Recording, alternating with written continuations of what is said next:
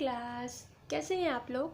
I hope कि आप सब ठीक होंगे और आपकी प्रिपरेशन बहुत अच्छे से कंटिन्यू होगी। ठीक है, so this is a class of Indian penal code और हमने अपने लास्ट क्लास में सेक्शन 75 तक कवर कर लिया था, जो कि इन्हांसमेंट ऑफ द पनिशमेंट है। And today we will again start with the provision of general exceptions, and जो कि चैप्टर 4 में और बहुत ही ज़्यादा इम्पॉर्टेंट, एक तरफ से इसको हम कहें कि आईपीसी का एक पिलर होता है ना, वो चीज़ है ये। तो ये बहुत ही ज़्यादा इम्पॉर्टेंट है और हमको इसके बारे में पता होना चाहिए।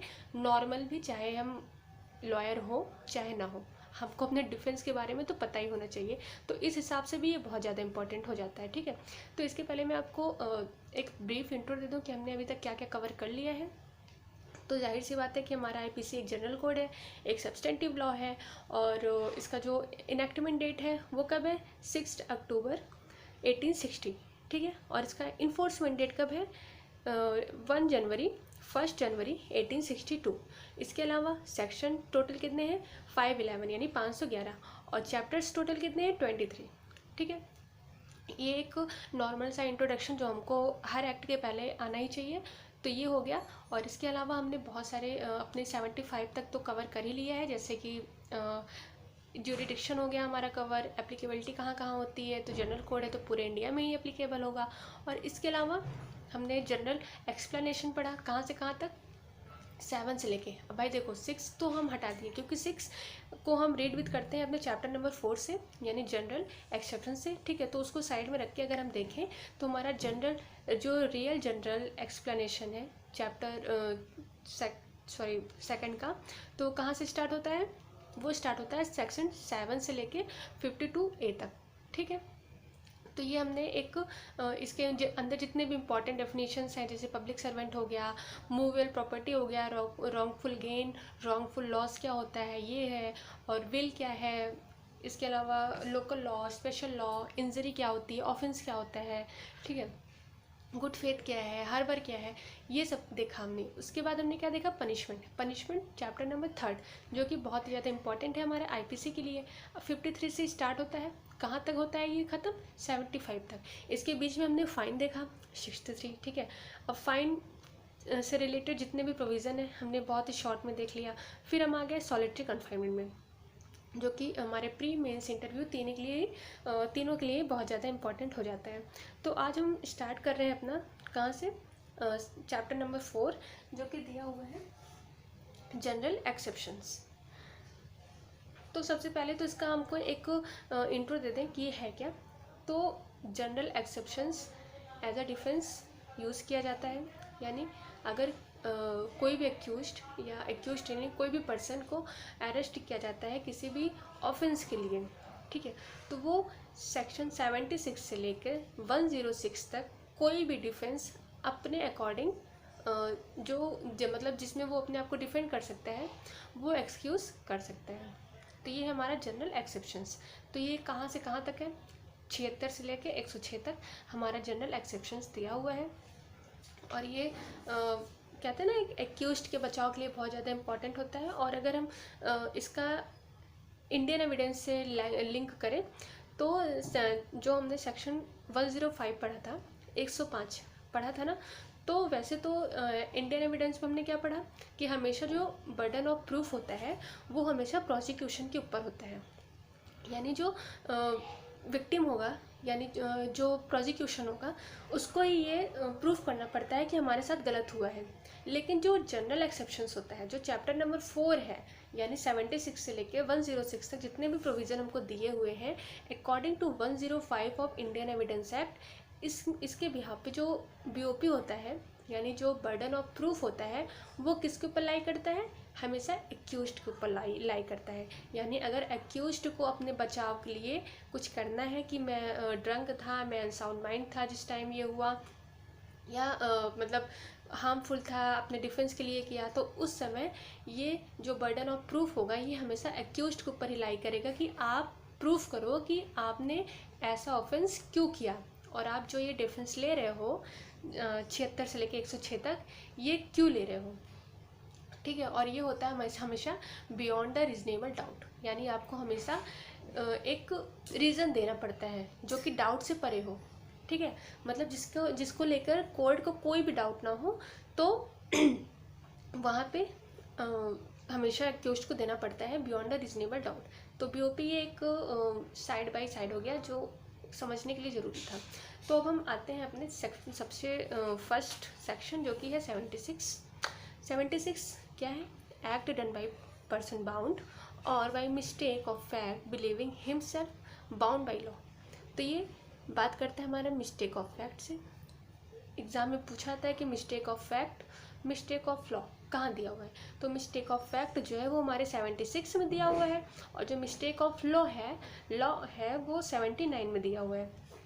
तो 76 का सीधा सा मतलब ये है कि अगर कोई पर्सन अपने आप को एक तरफ से बाउंड, अपने आप को जैसे कोई वो वर्क कर रहा है, कोई वो ऑफेंस कर रहा है, कोई वो कार्य कर रहा है लेकिन वो बाउंड है, अपने आप को ये सोच रहा है कि मैं ये कार्य करने के लिए बाउंड हूँ, ठीक है, और ये हो जाता है बाय मिस्टेक, तो उस जगह पे ये डिफेंस लगा सकते हैं।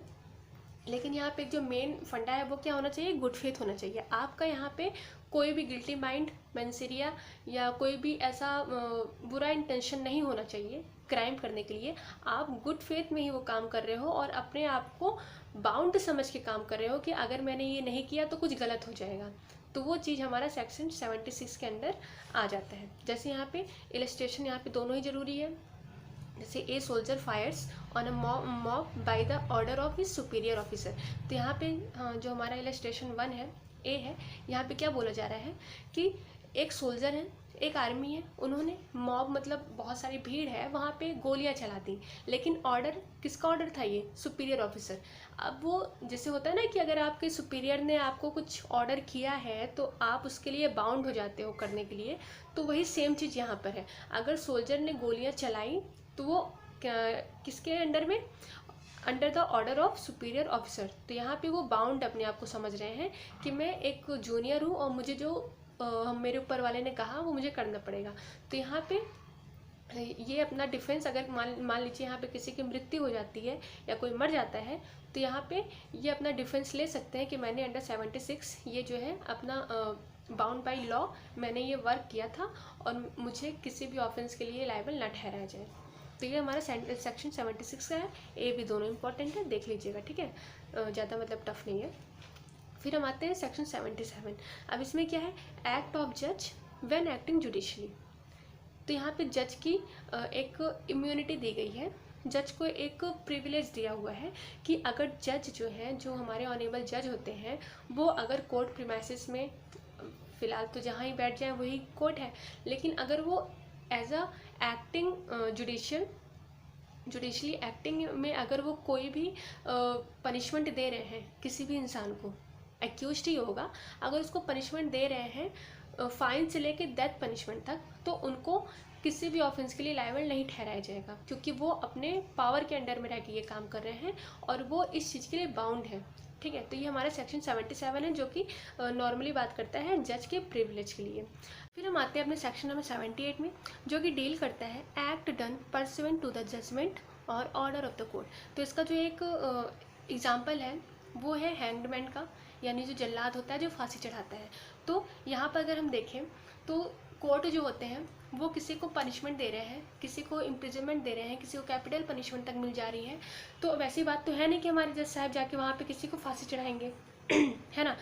उसके उस काम के लिए किसी को रखा गया रहेगा, वहाँ पे किसी को उस चीज़ के लिए अपॉइंट किया गया रहेगा कि आप इस इंसान को फांसी चढ़ाइए, ठीक है। तो अगर वो जल्लाद जो है किसी को फांसी चढ़ा रहा है under the order of the court, तो वो उसको जो है प्रिविलेज दिया जाएगा कहाँ पे, सेक्शन 78 के अंदर। यानी अगर वो किसी को फांसी चढ़ा दे रहा है, किसी को मार दे रहा है, तो ऐसा नहीं है कि उसको मर्डर के लिए लायबल हो जाएगा वो, ठीक है। उसको जो एक तरफ से जो डिफेंस दिया जा रहा है वो सेक्शन 78 के अंदर दिया जा रहा है। तो हो गया हमारा सेक्शन 78। अब 79 में क्या है, 76 और 79 हम साथ साथ पढ़ते हैं। यहाँ पे जस्टिफाइड बाई लॉ है। यहाँ पे ये बोला गया है कि अगर कोई पर्सन है जो कि अपने गुड फेथ में, मतलब इन गुड फेथ उसका कोई भी मैलाफाइड इंटेंशन नहीं है, कोई काम कर रहा है जिस चीज़ के लिए वो जस्टिफाइड है, जिस चीज़ को ही करने के लिए उसको अपॉइंट किया गया है, ठीक है, जस्टिफाइड बाई लॉ है, तो ऐसे पर्सन को किसी भी ऑफेंस के लिए लायबल नहीं ठहराया जाएगा, यानी वो अपना डिफेंस सेक्शन 79 के अंडर ले सकते हैं। जैसे यहाँ पे केस हमारा इंपॉर्टेंट हो जाता है आर वर्सेस टॉल्सन का, आर वर्सेस लेविट। ये दो केस सेक्शन 79 से पूछे जाते हैं और इसको हम कहते हैं मिस्टेक ऑफ लॉ, यानी section 76 mistake of fact, 79 mistake of law. ठीक है, तो ये हमारा हो गया सेक्शन 79। फिर हम आते हैं अपने सेक्शन नंबर 80 में। 80 में क्या है देखिए, accident in doing a lawful act. पहली बात तो यहाँ पे लॉफुल एक्ट हो रहा है, यानी आप कोई ऐसा कार्य कर रहे हैं जो कि अनलॉफुल नहीं है और आपसे कोई एक्सीडेंट हो जा रहा है, ठीक है, विदाउट एनी क्रिमिनल इंटेंशन।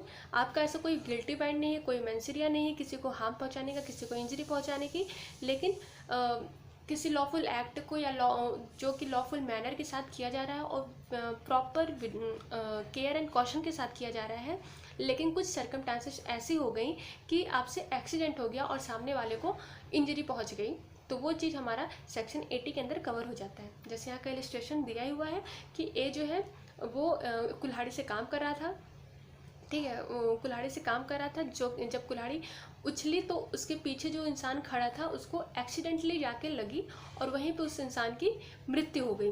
तो यहाँ पे जो ए है वो सेक्शन 80 के अंदर डिफेंस ले सकता है। तो ये हो गया हमारा सेक्शन 80। अब हम आते हैं यहाँ का, देखिए मेन यही है कि क्रिमिनल इंटेंशन नहीं होना चाहिए विदाउट, क्योंकि अगर ये इंटेंशन हो जाएगा, जो कि हम जानते हैं भाई कि जो किसी भी क्राइम को करने के लिए जो मेन एक इसेंशियल होता है वही होता है मेंसरिया। बिना मेंसरिया के कोई क्राइम नहीं हो सकता है। कुछ एक्सेप्शंस होते हैं लेकिन हर जगह यानी कहे कि सब जगह मेंसरिया होना ज़रूरी है। तो ये हमारा हो गया सेक्शन 80। अब हम आते हैं सेक्शन 81 में, जो कि नेसेसिटी से बात करता है। Act likely to cause harm but done without criminal intent and to prevent other harm. ठीक है, यहाँ पे इसको हम रूल ऑफ द नेसेसिटी भी कहते हैं, डॉक्ट्रिन ऑफ द नेसेसिटी भी इसको कहा जाता है। और यहाँ पे ये बोला जा रहा है कि आप कोई ऐसा काम करिए कि आप किसी बड़े हार्म को रोकने के लिए कोई छोटा हार्म कर दीजिए, तो वो चीज़ हमारे सेक्शन 80 के अंदर कवर हो जाता है। यहाँ पे पर्सन प्रॉपर्टी दोनों से रिलेटेड बात की गई है और यहाँ पे गुड फेथ में होना चाहिए। कोई भी काम गुड फेथ में होना चाहिए। अगर आप गुड फेथ में नहीं कर रहे हैं तो वो आपका क्रिमिनल इंटेंशन ही माना जाएगा। सेक्शन 80 में ये इंपॉर्टेंट है, ठीक है। तो इससे जो रिलेटेड बहुत ज़्यादा इंपॉर्टेंट केस है वो क्या है, Queen versus Dudley and Stephen. ये बहुत ज़्यादा पुराना केस है, 1884 का केस है। तो इसमें यही बोला गया था कि जैसे एक नाव में कई लोग फंस गए थे, कई लोग ने 3 लोग शायद फंसे थे। तो उसमें एक छोटा सा बच्चा था, ठीक है, वो मतलब इतना ज़्यादा भूखा था, इतना ज़्यादा वो कमज़ोर हो गया था कि वो मरने वाला था। तो जो 3 अदर लोग थे वो उन्होंने ये सोचा कि इसको मार के हम खा जाते हैं क्योंकि ये मरने वाला ही है। तो वो तीनों ने उस लड़के को मारा और खा लिया, यानी होमिसाइड यहाँ पर हो गया।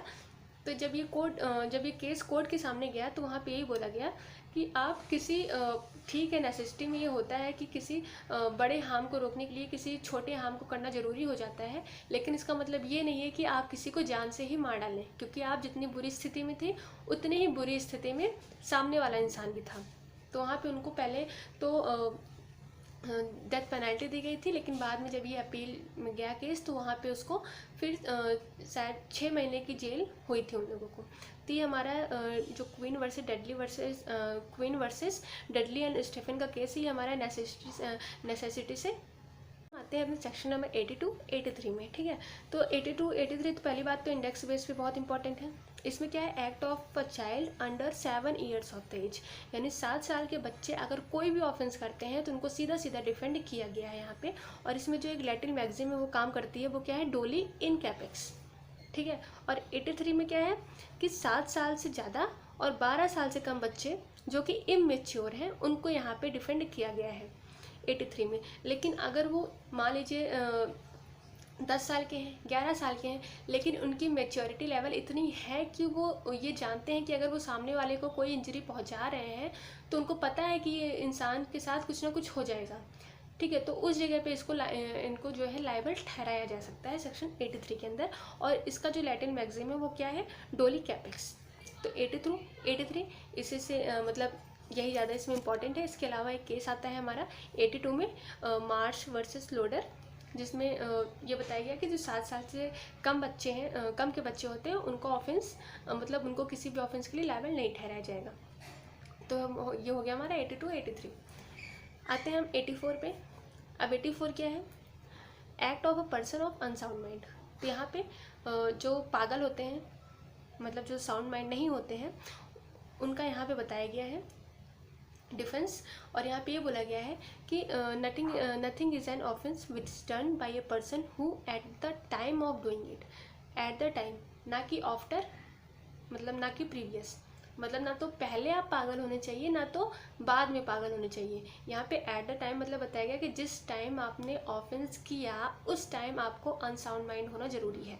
सेक्शन 84 में इसका बहुत ज़्यादा ध्यान रखा गया है। ठीक है, मतलब आप इनकेपेबल हैं किसी भी चीज़ को सोचने समझने के लिए जिस टाइम आपने ऑफेंस किया, तो आपको 84 के अंदर डिफेंड किया जाएगा, यानी आप अपना डिफेंस 84 के अंदर ले सकते हैं। तो इसका जो इम्पोर्टेंट केस है वो क्या है? मैग्नॉटन केस, लीगल इंसैनिटी। इसमें ही बताया गया था कि जो जिस इंसैनिटी की बातें हमें 84 में की जा रही है वो लीगल होनी चाहिए, मेडिकल नहीं। ठीक है, यानी आप लीगली इंसैनिटी प्रूव करेंगे अगर केस कोर्ट में, तभी आपको 84 का डिफेंस मिलेगा। फिर हम आते हैं अपने सेक्शन 85 में। 85, 86 दोनों ही इंटॉक्सिकेशन से रिलेटेड है। ठीक है, बस फ़र्क इतना है कि जो 85 है वो हमारा इनवॉलेंट्री है, यानी वहाँ पे आप जैसे कोई जानबूझ के आपको कुछ पिला दिया तब आपने कोई ऑफेंस किया, तो वो चीज़ हमारा 85 में आता है। और जो 86 है वो हमारा आता है वॉलेंट्री इंटॉक्सिकेशन, यानी आपने खुद जानबूझ के कुछ शराब पी या कुछ ड्रग्स लिया और फिर आपने कुछ ऑफेंस किया, तो वो चीज़ हमारा 86 में जाता है। मतलब 86 के अंदर वो चीज़ डील की गई है। तो 85 में यही है कि नथिंग इज़ एन ऑफेंस, मतलब ऐसा कोई ऑफेंस नहीं होगा जो कि at the time of doing, यहाँ पे भी वही इंपॉर्टेंट है कि जिस टाइम ऑफेंस हुआ उस टाइम आपको इंटॉक्सिकेशन होना ज़रूरी है। Incapable of knowing the nature of the act, मतलब उस ऑफेंस को करते हुए आप ये नहीं समझ सकते थे कि वो ऑफेंस जो है उसका कॉन्सिक्वेंस कहाँ से कहाँ तक जा सकता है, इस चीज़ की आपको कैपेबिलिटी नहीं थी, तो वो चीज़ हमारा 85 में कवर हो जाता है। ठीक है, और विदाउट हिज नॉलेज और अगेंस्ट हिज फेल, वही चीज़ कि आप अपने जान में रह के कोई भी चीज़ नहीं पिए हैं, आपको ज़बरदस्ती पिलाया गया है, तो वो चीज़ हमारा 85 के अंदर आ जाता है। इसका जो इम्पोर्टेंट केस है वो है director public prosecution versus beard, ये इम्पोर्टेंट केस हो जाता है सेक्शन 85 से रिलेटेड। अब 86 में क्या है?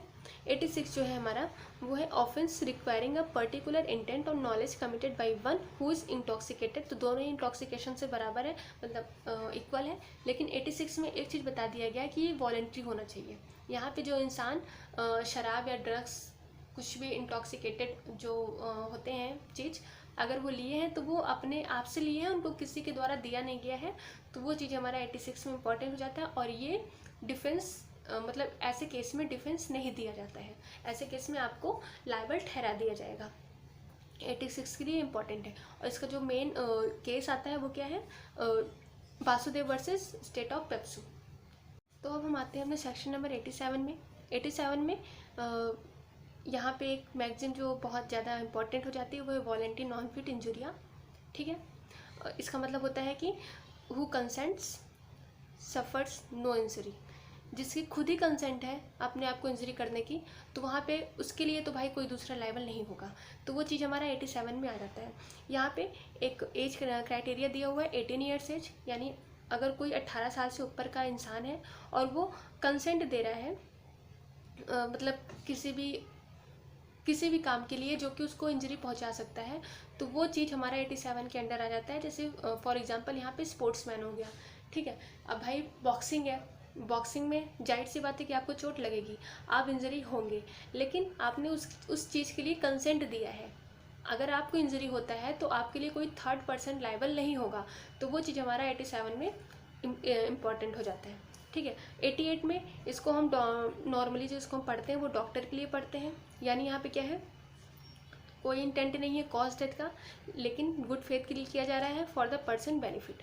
अब भाई किसी का ऑपरेशन होना है, ठीक है, अब किसी को ऑपरेशन होना है, तो अगर डॉक्टर ही पीछे हाथ कर लें कि अगर मैंने इसका ऑपरेशन किया तो ये मर जाएगा इंसान, तो वहाँ पे क्या होगा, इंसान तो मर ही जाएगा। लेकिन अगर यहाँ पे डॉक्टर गुड फेथ में अगर उस इंसान का ऑपरेशन कर दे रहे हैं for the benefit of this person, तो ये चीज़ हमारा सेक्शन 88 में किसी भी ऑफेंस के लिए लायबल नहीं ठहराएगा डॉक्टर को, अगर वो इंसान मर भी जाता है तो। ठीक है, तो ये हमारे सेक्शन 88 में इतना इम्पोर्टेंट है। इसी के सिमिलर हम आते हैं सेक्शन 89 में। अब यहाँ पे 89 में किसकी बात की गई है, benefit of the child and insane person.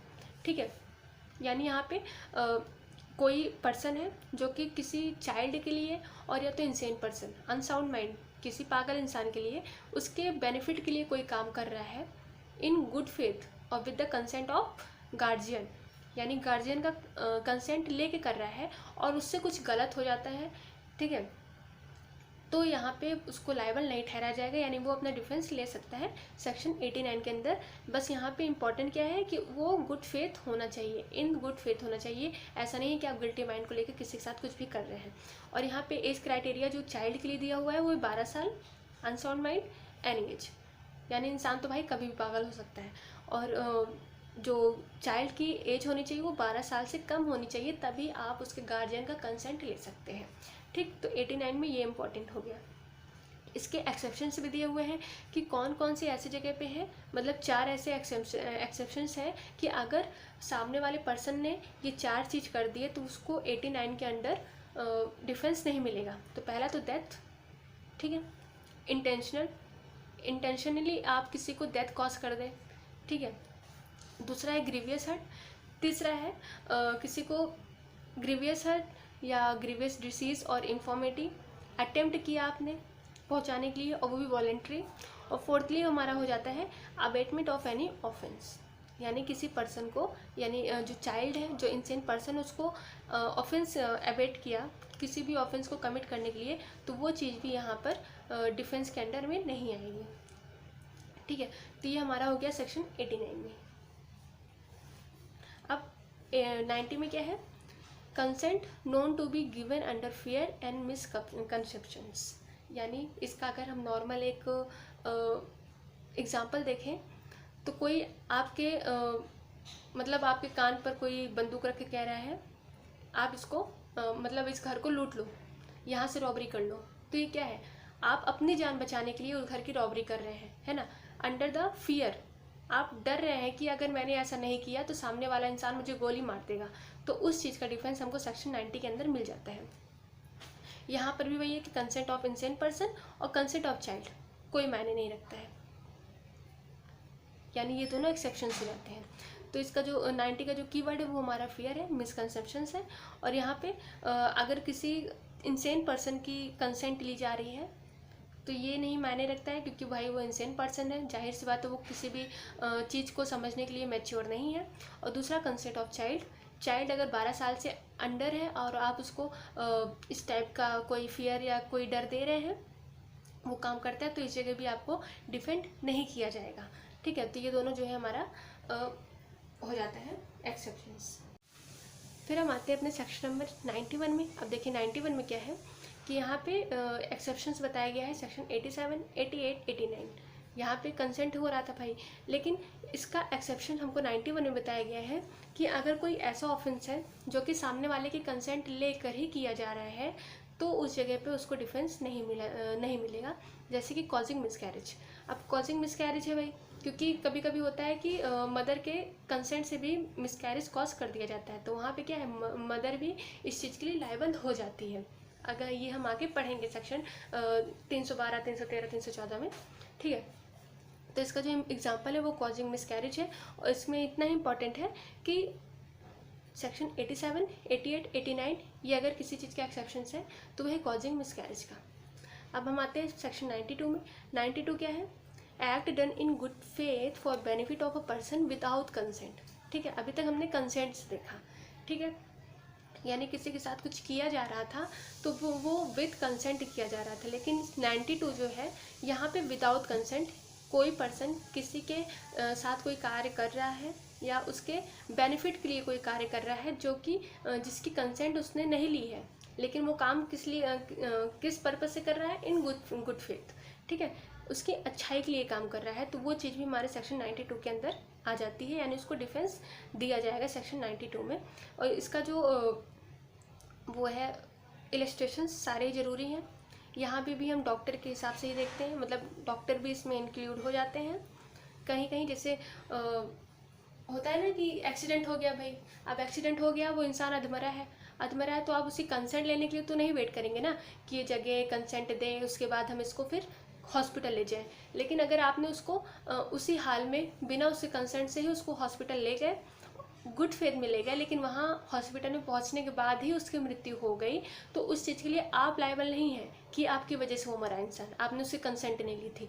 तो वो चीज़ हमारा 92 में आ जाता है। और इसका भी एक्सेप्शंस वही है, डेथ नहीं होना चाहिए, अटेम्प्टिंग टू कॉज डेथ नहीं होना चाहिए, मतलब इंटेंशन नहीं होनी चाहिए, ग्रीवियस हर्ट यानी जो हमने सेक्शन 89 में पढ़ा था, सेम टू सेम वही लाइन है यहाँ पे।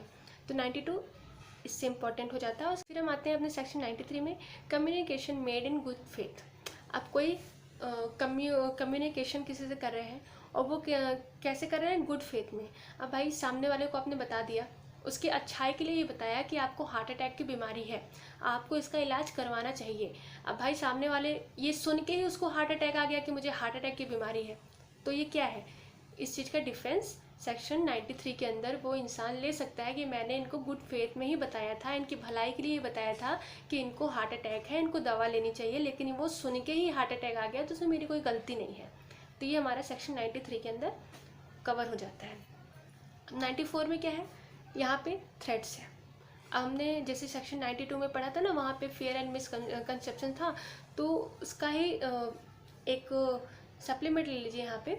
तो यहाँ पे क्या है, किसी पर्सन को कंपेल करना, उसको डरा धमका के उसको कंपेल करना किसी भी कार्य को या किसी ऑफेंस को करने के लिए, तो उस चीज़ का भी डिफेंस जो है हमारा सेक्शन 94 में दिया हुआ है। लेकिन यहाँ पे एक्सेप्शंस है, murder, offence against the state, punishable with death, यानी अगर आपको कोई कान पे बंदूक रख के कह रहा है कि सामने वाले को मार दो, तो ये क्या है भाई, आप अपनी जान बचाने के लिए दूसरे की जान ले रहे हैं, तो ये चीज़ डिफेंस में नहीं आएगी, इस चीज़ का कोई डिफेंस नहीं है, ठीक है, आपको लायबल ठहराया ही जाएगा।